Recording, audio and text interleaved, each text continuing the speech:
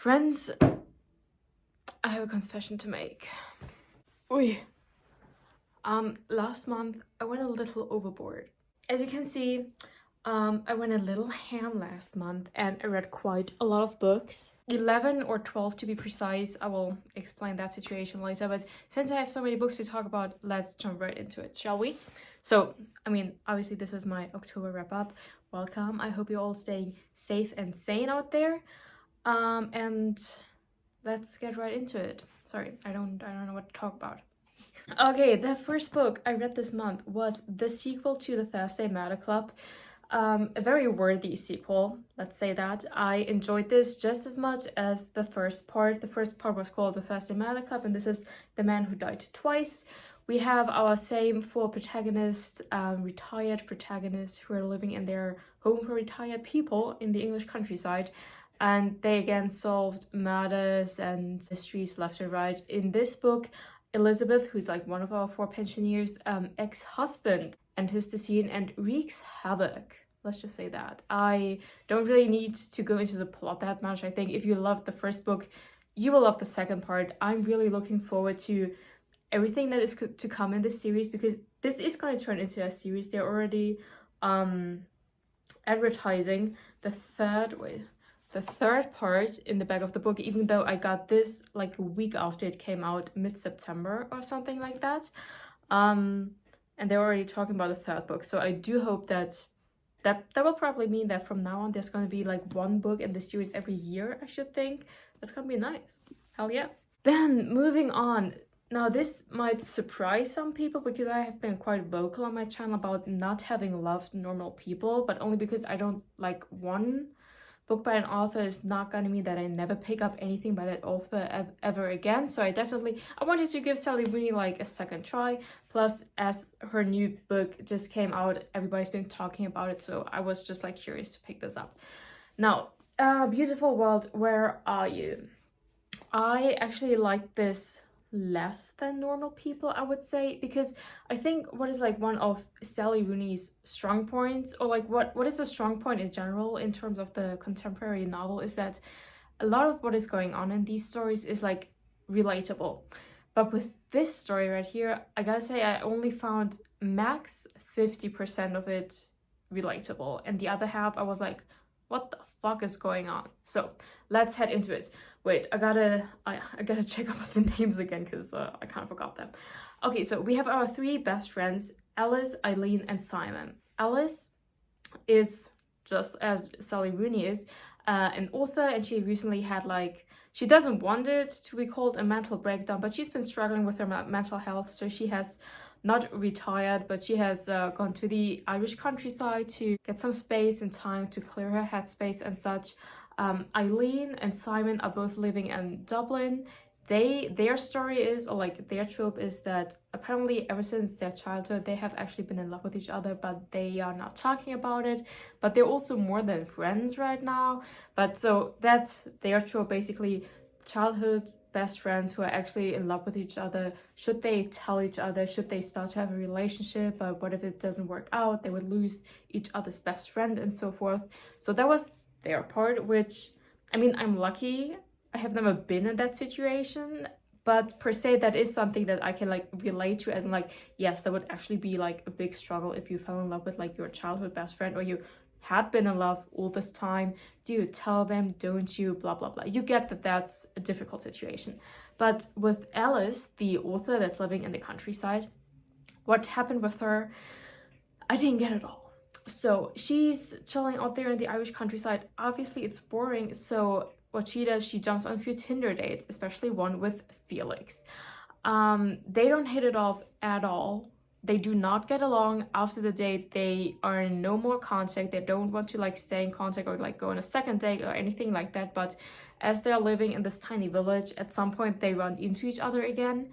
And then what happens is that she goes so do you want to go to Italy with me? I'll pay for everything. And he's like, sure, why not? What? So that's how their story starts, with this insane proposition of asking what is basically a complete stranger, someone you went on a date with and did not like, she suddenly asked him, like, do you want to go to Italy with me? And he's like, sure. I didn't get that at all. But that's basically the start of their very, very weird, what I found to be like very incomprehensible relationship. Because, yeah, in so many ways, it's like they clearly don't like each other, but then she's like, oh, I love him. It's like, what the fuck? Like, their dynamic, I did not get in any way, shape, or form.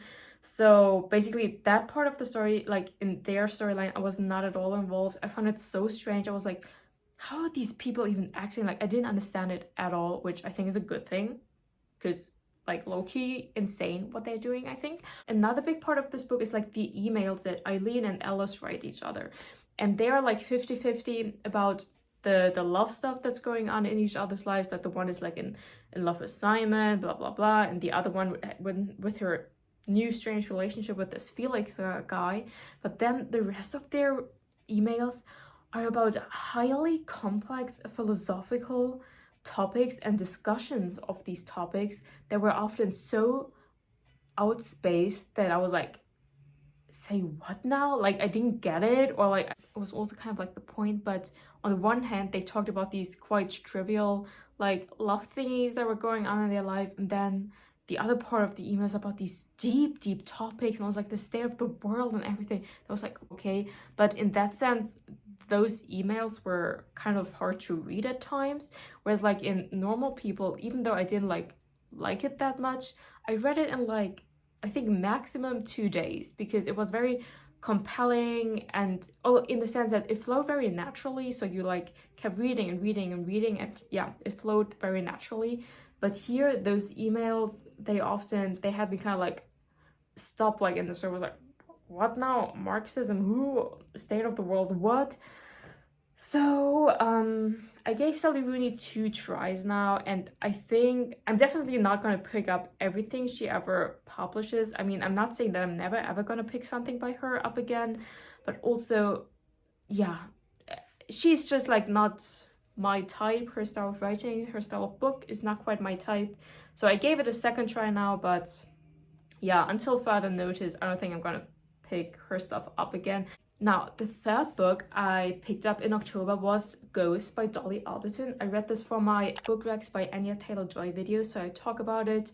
I think enough in that video, but really quickly, this is also a contemporary novel about our protagonist Nina. She's 32, and it's about her life, her love life, her working life, her relationships with her family, with her parents, her father who's sadly ill, her friends that she's falling out with, other friends that she's getting along with fine, I guess, and all of that. I enjoyed this quite a lot, but as this video, I've talked about this book so much, I gotta speed it up now. So if you want to hear more about that, check out my Anya Taylor Joy video. Now, the fourth book I picked up this month was The Silent Patient by Alex Michaelides. I finally read it.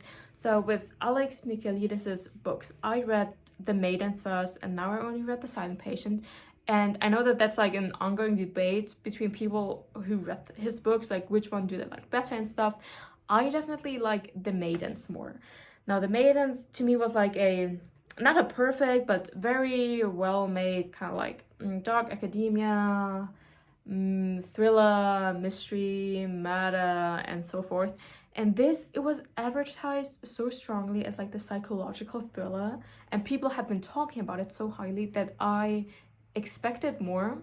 So people had been praising this so highly that I went into it with like really high expectations, and it didn't fulfill them. This was by no means like a bad book, but because it was targeted as like a psychological thriller, like with thrillers, I expect suspense, and not only in like the last 30 pages, but throughout basically the entire book.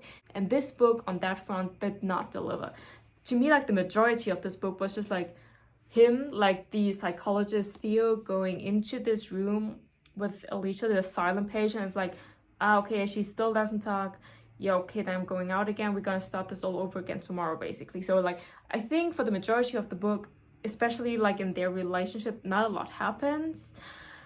It was just not suspenseful, especially not suspenseful enough for it to be a psychological thriller to me. Plus the twists, the big twist at the ending, I definitely see it. I saw it coming. I don't quite see how you could not see it coming. There was a good twist, but because I saw it coming, it wasn't like shocking or anything. So yeah, anyway, it was okay, but I expected more. And again, with thrillers, I just want the more suspense. With like my favorite genre, my murder mysteries, I am fully prepared for like quite the majority of such a book to be just like the investigations of the detective, talking to all the witnesses, establishing alibis and stuff. And that is not per se thrilling always, but with murder mysteries, detective stories, I'm prepared for that. But if you tell me that a book is a psychological thriller, I want that suspense factor, and this did not deliver on that front, I thought. Now, moving on, I am looking forward to talking about this Piranesi by Susanna Clarke. Now, I am not going to say a whole lot about this book because I went into this book, I had heard Leonie from the Book Leo talk about it, and she also, I think she went into the book not knowing anything about it, and that's also why she didn't give her viewers any like a summary of the plot or anything, because she also wanted them to head into the book not knowing anything about it, and that was me. And now I also want you to head into it not knowing anything about it, because I found it was so compelling to pick up a book and to read it and to have honestly no clue of where it would be headed, because I didn't even know the genre of this book. Because as soon as you at least know the genre of the book, you can kind of guess at least like what's roughly gonna happen, I guess. But because I didn't even know the genre, I had no idea whatsoever what was gonna happen, and I loved it. So I want you to have the same experience. So I'm gonna tell you only the things that I knew when I headed into this book, and that's, we have a person called Piranesi as our protagonist, and they live in this huge building. His world consists of hundreds and thousands of holes and holes and holes. That's all there is. Or is it?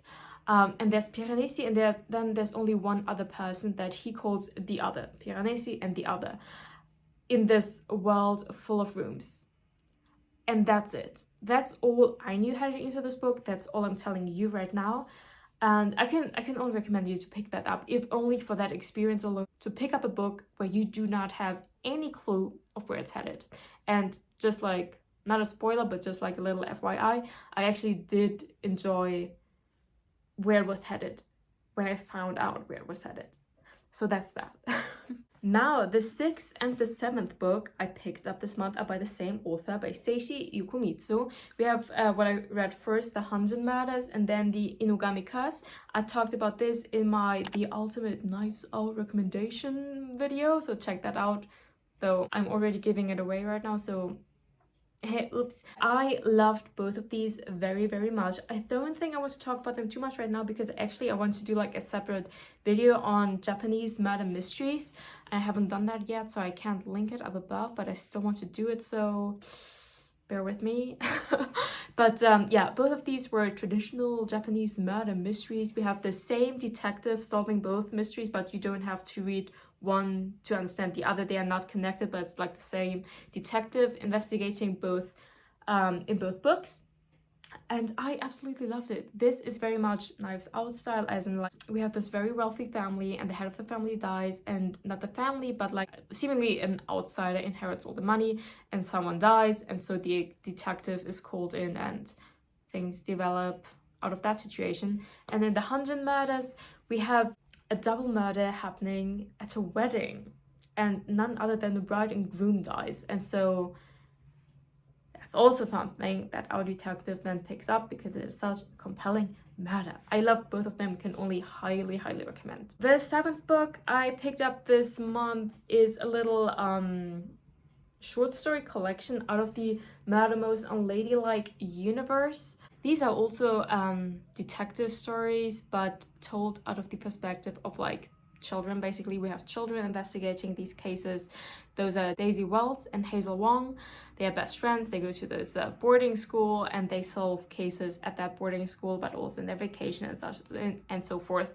And they have 2 friends, 2 boys at another boarding school, and they're also detectives, blah, blah, blah, blah, blah. So in this book, we have, I think, 5 or 4 short stories that are, again, not connected with each other, with the books. You can understand them even if you have not read the books, I guess, but I guess you would only pick this up if you're like a fan of the series and read the books. But yeah, I really enjoyed this as well. Moving on to my I guess first ever horror novel I read, and that is The Haunting of Hill House by Shirley Jackson. By the way, this cover, it's really ugly, but it's also pretty freaky, right? It's kind of scary, but that's only fitting because horror, okay? Though, here's the thing, again, that's my first horror, if it is a horror, I guess per definition.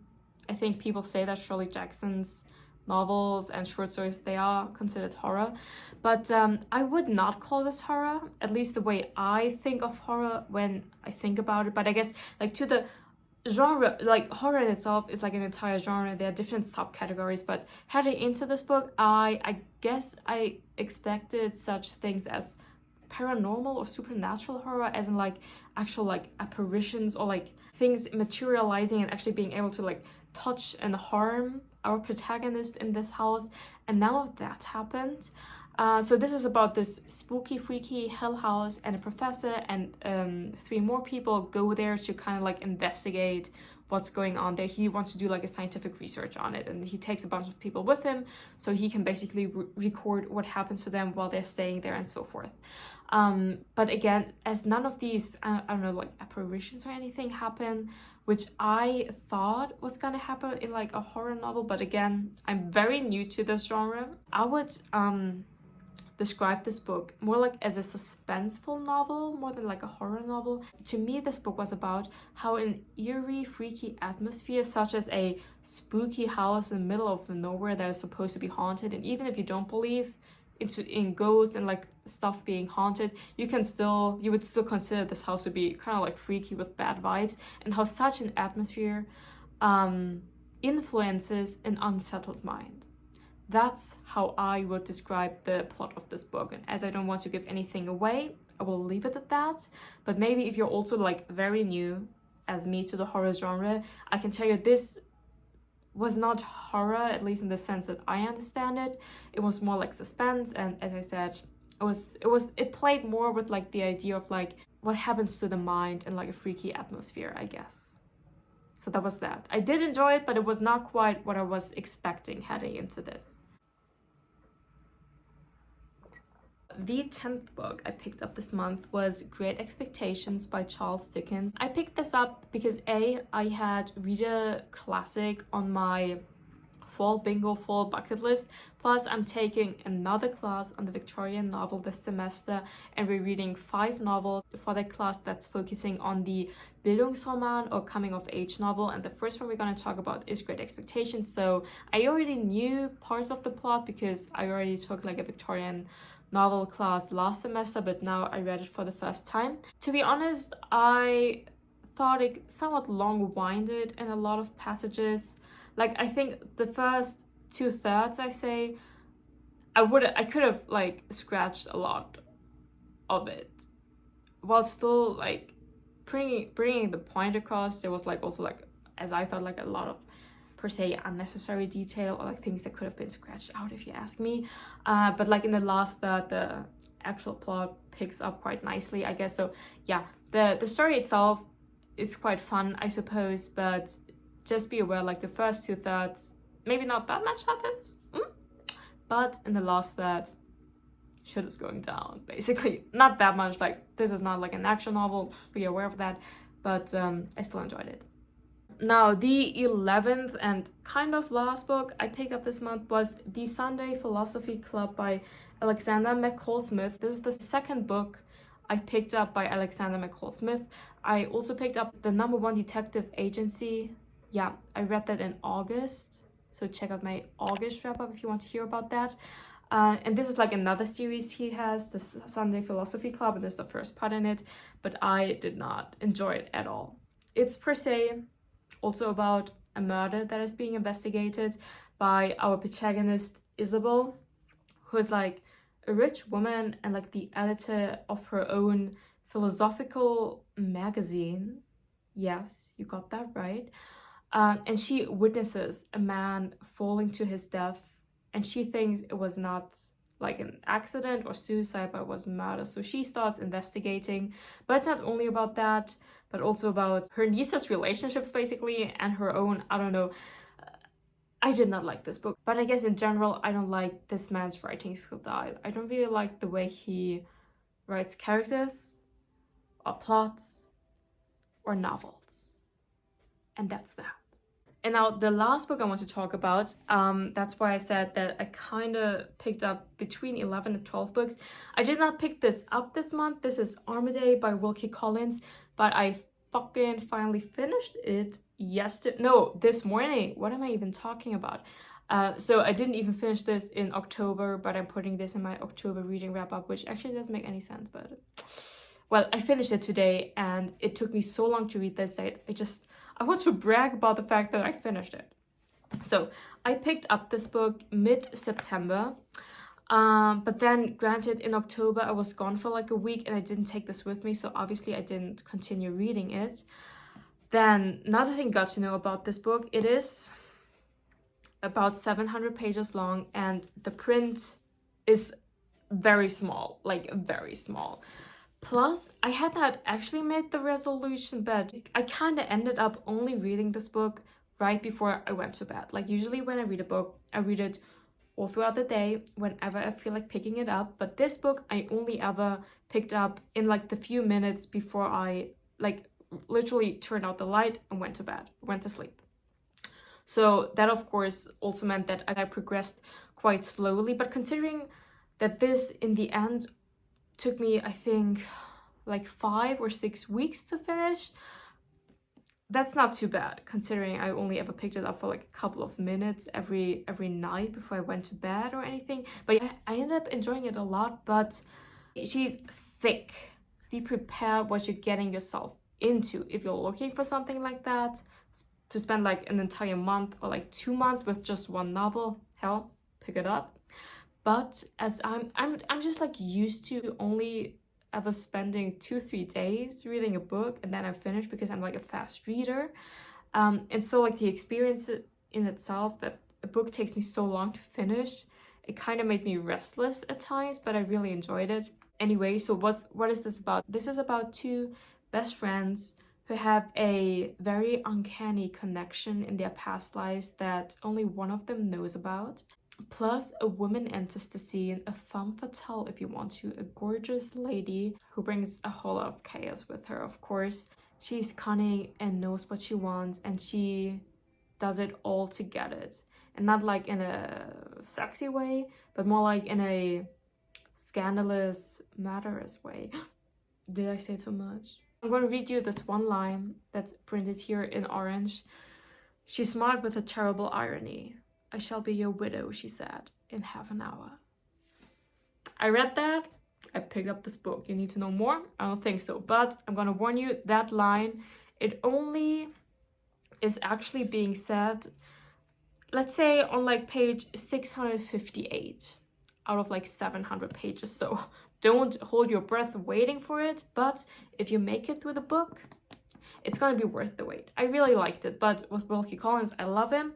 But yeah, it's always like a long-term project when I pick up one of his books. Anyway, those, oh my gosh, were all the books I picked up or like finished reading in October and today. I hope you enjoyed watching this video. Maybe you got something out of it. I mean, I gave you quite a variety, I think. And I thank you so much for watching. I'm going to see you in the next video. I already picked up my next read, like my first read of November. It's laying back there, looking at me, tempting me to pick it up again. So that's exactly what I'm going to do right now. Thank you for watching, and I'm going to see you in the next one. Bye!